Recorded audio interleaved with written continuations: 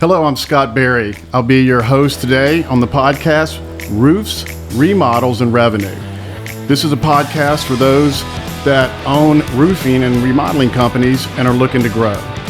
Today we have a very special guest with us. This is a perfect time for us to be talking to Burton. We have Burton Hughes. Burton Hughes is one of the most successful project managers, roofing specialists that I've ever seen. And I've been working with roofing contractors since 2016. And he has had continued, repeated, ridiculous success in this space. He's actually also a best-selling author, Wall Street Journal best-selling, just super accomplished, and has a lot of things that he can share with us today. And we're thrilled to have you here. I really appreciate it. It's long overdue, brother. Yeah, thanks for... We've been talking about this for maybe a year now. So yeah, we have. Yeah, but we're going to do it again, a bunch more. So I introduced you a little bit, but you should maybe just add a few things, and then we'll tell them what the topic is today, and we'll jump right in. Okay, yeah, that's... So I was like, where do you begin? But again, my name is Burton Hughes. I live here in Dallas, Texas. 41 years old, got 3 daughters. And... I am a roofing contractor / project manager. It's kind of funny when people ask like what I do. It really just depends on the day, but I would say 90% of my time we're growing the roofing and remodeling company here in Texas. New View Roofing is our company. I'm one of the partners.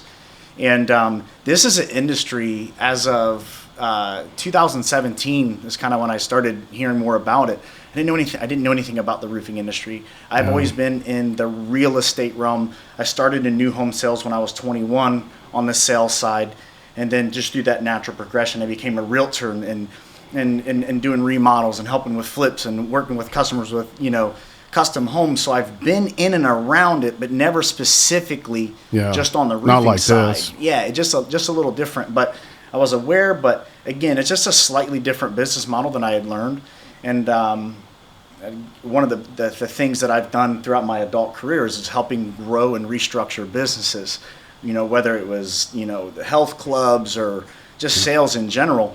And it was just a perfect fit between me taking my real estate career and my new home sales career. And really, honestly, some of the things that made me successful in the roofing industry has been some of the fitness sales aspects that we did with that, and really just took all of that and combined it together to make this really cool, again, it's nothing revolutionary, but just a really great, solid business model for us for roofing sales. So, yeah. Here I am. Well, what's definitely different is the success that you've had, and my experience is, and we have somewhat similar backgrounds in that both of my grandfathers were general contractors. Okay. And they built homes, and so was my father. So I was the first one in several generations that didn't get in the business. And that's because every summer I would work with my father working on the houses that he was building. And I decided I'm going to college and doing something different. Yeah, you loved it or you hated it. And you were like, it was this is hard. not for me. And what really fixed it was the summer that I got to roof.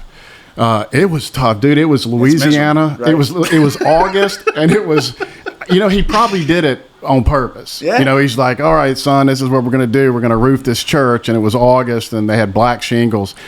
And we didn't have lifts. I was the lift. You're right. So I'd put the shingles on my shoulder and take them up the ladder and stuff. And I think it was on that project that I decided, man, I'm going to have to take a different path, and I ended up working on marketing and I graduated in marketing, and it's really cool that since 2016 I've been working with general contractors and remodelers and roofers, so I feel really comfortable in that space. But I'm glad to be on this side of the table, brother. I'm gonna tell you, I get it.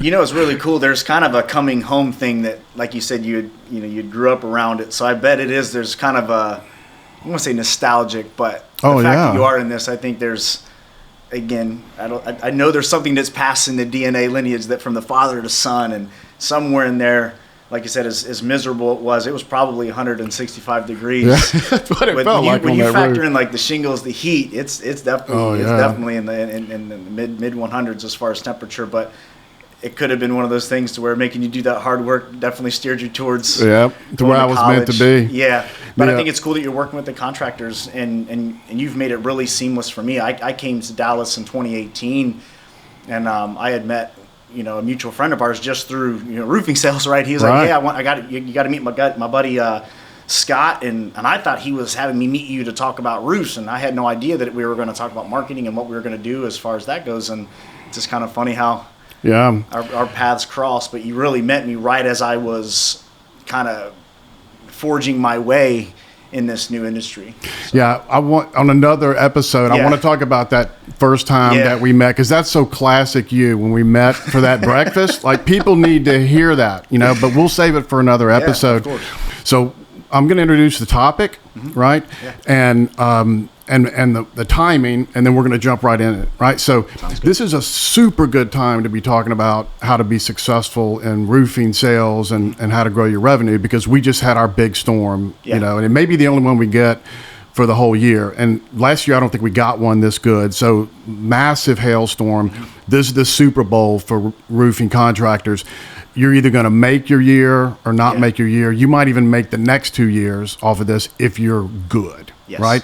And I've noticed that they're not all good. Right. There is a difference between those that are wildly successful and those that, just made enough to make it through the year. So there's some things that the successful companies realize, right, that the unsuccessful companies don't. Right. And we want to talk about one of these things today. Okay. And you're going to share that with us.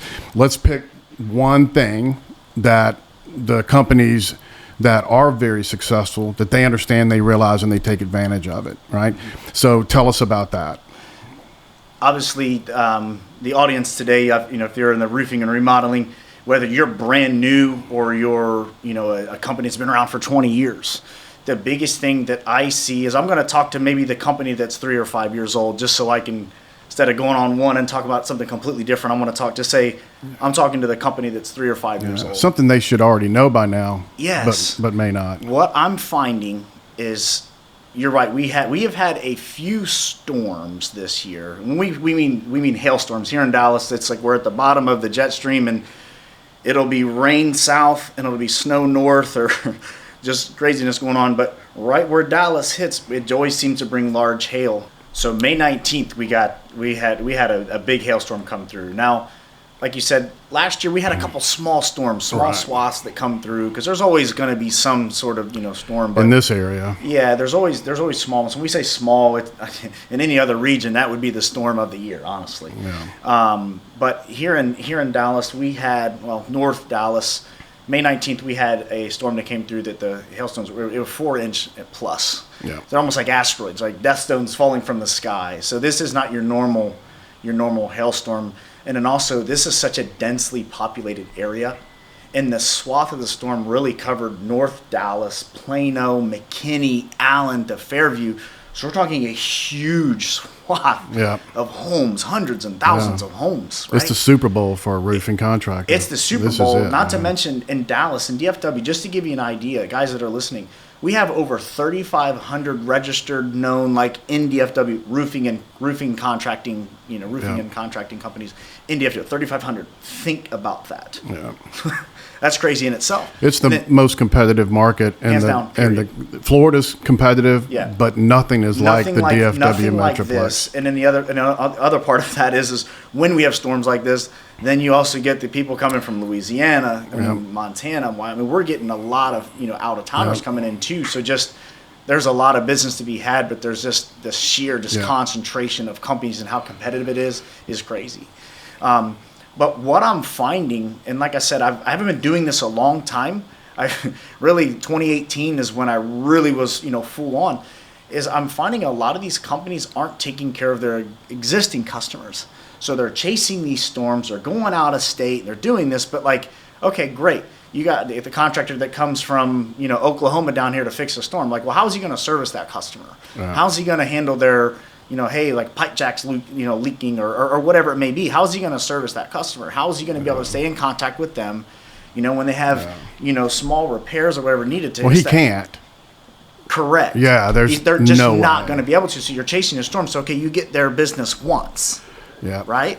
So what we started focusing on is we're going to take care of our existing customers. So when we get these storms like this, we need to check our existing customers first to make sure when these storms came through that, A, we don't have any, holes, broken windows was a whole other thing with this too. But we needed to make sure that we got out and checked our existing customers to prevent and mitigate any further damage from leaks. Yeah. So before we even Skylights. Skylights, vents, windows. So that first day, we reached out, we sent out, a message to all the existing customers saying, look, we've had a storm. Some people were hit, some weren't, because in the very beginning like that, you don't have the hail maps telling you exactly where the storm hit. You're just getting like Facebook messages and Instagram and my phone just panicked customers saying it's just pure hell. I've never seen anything like this. Yeah. And in fact, this was the worst storm that we've had in 21 years. Not necessarily the biggest hail, but just sheer amount of homes in 21 years. So that first day, I think I personally filed over 40 claims, I think 38, 40 claims, but those were existing customers. Those were existing customers that I needed to ensure were taken care of. So that I won't say first 2 days, that first Saturday and Sunday, the storm hit Friday night around 7:30, 8, not much we can do, but starting at 5:30, 6 a.m. the next day, we were going out checking to make sure that there was no immediate things that needed to be addressed on the roof. If there's dented in metal, no problem, no leaks, no worries there. But it wasn't a matter of, are we filing a claim? It's file your claim now because it's going to be wild. There's going to be material shortages. So let's get the claims filed. Let's make sure that nothing's up there. It needs to be taken care of. So we were boarding up windows. We were, taping box vents. We were, anything that we could do to mitigate damage moving forward. And then we started focusing on new business. Take care of you called it low-hanging fruit, right? But take care of your existing base and then focus on your new business. Because the thing is you don't have to chase the same customer twice. Yeah. Take care of existing people, they're going to stick with you. And I've noticed a lot with these companies is I was getting calls because they couldn't get a hold of, or their other roofing company is no longer in the area, they've gone out of business, or they were just a fly-by-night, hey, someone just knocked my door. Yeah. So you'd be hard-pressed, I think, to find anyone that said they filed 50 claims in the first 48 hours. Correct. One person. That's not our entire company. That's just me. Yeah. So that's a testimony to this works. Yeah. Right? So how do you make that work? Like, how would someone approach getting to that many places that fast and have them not think about it? Well, let me talk to my spouse and let me talk to the insurance, whatever. I mean, you were filing claims. You're on the roofs immediately. I was filing claims, and I wasn't even with my customers. They just know that they know what to do. They knew you were coming. They knew we were coming. They knew what to do. Yeah. We had already, coached and trained them on the process forward, but all of our customers know the process inside and out. So they know what to do. They know what to look for. They know that we are maybe not there right then, but we're going to be there within a couple hours. Right. But this type of storm, it wasn't, is there damage? It's how much, and I need to get on this immediately. So there were people knocking doors the next morning. Yes. Right? But not you. Didn't have to knock doors. Yeah. I didn't have time to knock doors because my immediate focus on is take care of your customer, because that's just what you do. So a lot of these customers, I had replaced some of their roofs, some of them 2018 and into 2019. Again, when we met with them, I mean, in DFW, unfortunately, when you meet with customers and you end up doing the roofing project, maybe they've had a bad experience. Our industry kind of has a bad reputation. Yeah. It's almost like you have a black eye. So when you're closing that customer again, it's not only are you selling them on why you're better, or maybe why your service is better or the products are better, but you're also having to overcome, this was a terrible experience. I never said I was going to do it again. And then ultimately get them convinced that you're going to do a great job. And then at the same time, when the next storm hits, this process, it's just inevitable that they're going to use us again. Yeah. And we don't take it for granted. Yeah. So with us, we take amazing records, and we keep all those. We're constantly emailing, hey, we've got a big storm coming in this weekend. Yep. Just keep your eye on the roof. It's just one of those things we're just in constant contact. Shoot a text. I can be better. I'm not going to sit here and say I do everything great. I'm not also saying that you need to send out every one of your customers, birthday cards to all their kids and their grandkids. Like there's somewhere in between that, like, hey, we had a storm this weekend. Just want to make sure everything's good. I'm telling you, those text messages, those can be automated. Those can be emails. But I will tell you, just keep it in contact with your people, because when a big storm like this hits, it's not a, oh my God, who are we going to call? It's no, we're going to call Burton Hughes at Nuvia Roofing because he took such great care of us. And the thing is, with that, we're averaging 2.2 to 2.5 referrals per customer. So not only am I taking care of existing customers, when I'm taking care of the existing customer, I'm also probably talking to their neighbors. Yep. So it's one of those things to where, yes, you can chase new business and you can go knock doors 100%. Now, again, if you're brand new, that's what you're doing. I'm talking to the company that's 3 to 5 years old, that you've had some storms, you're doing business. But when you do things right the first time, you're going to have a customer for life. Unfortunately, fortunately for us, in DFW, the average roof is 4 to 7 years old based off of hail. Our insurance prices are higher. But at the same time, we're not only doing insurance work, because sometimes we have commercial jobs. We have homes that just need new roofs and we're not filing it under insurance. So it's not like we're only doing insurance and we're just filing claims. It's an amalgamation of all of it. So you mentioned a couple of good mechanisms for staying in contact with your previous customers. Yeah. Text, right? Yeah, absolutely. Email. You've got some followers on Facebook, right? So you get people to follow you, Instagram, and you keep them updated on weather. And here comes a storm. We'll come to you first. All you have to do is reach out to me, and I'll make sure customers are first before I start knocking doors. I'm not going to let you have a leak from a busted vent while I'm out trying to get new business. That's ethics to me. That just doesn't feel right. Yeah. Maybe maybe someone's like, well, that's a bad business. What, it's like, it's not just a one-man show here. We have 13 full-time, project managers. So it's not like we're a small company. We're like a medium company, right? So it's not just like I'm out here and it's just me. I mean, we've got a whole sales force, but each individual person, just like you're running your own business, your own customer base within the company, right? I consider myself kind of an entrepreneur in that aspect, where you have your own book of business within the company. Those are your customers. You're going to take care of them directly. I love it. And I'll close with this. Here's one of the differences is I think every roofing contractor, people that own their own roofing business will say, oh, we care about the customers. Yeah. Like we want that roof the next time they need it. But the question is, what are you doing, after the sale to set yourself up for that?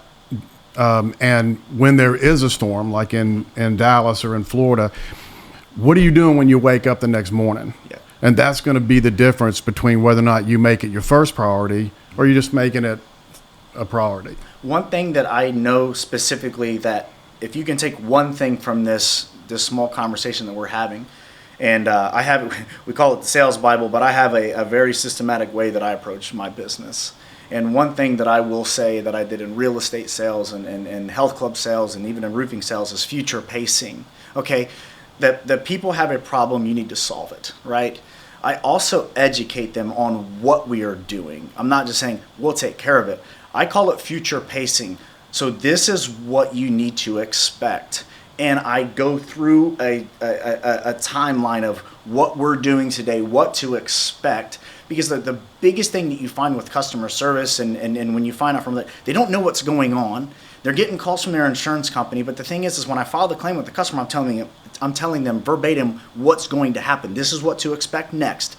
So that when the insurance company reaches out to them and says, hey, we need to get 3 bids, like that's not the process. The process is we'll file a claim. They're going to reach out to you within 24 to 48 hours. So I'm taking a lot of the stress and anxiety the customer has of the unknown, and I'm teaching them, this is the flow chart. This is how it's going to happen.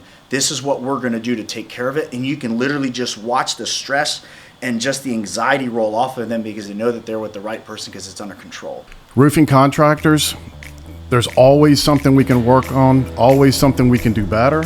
And you just heard it from one of the absolute best. Make customers a priority. Make them number one. Don't just say it, but make them number one. Thank you, Burton. We appreciate having you here. I appreciate it, Scott. Thank you, sir.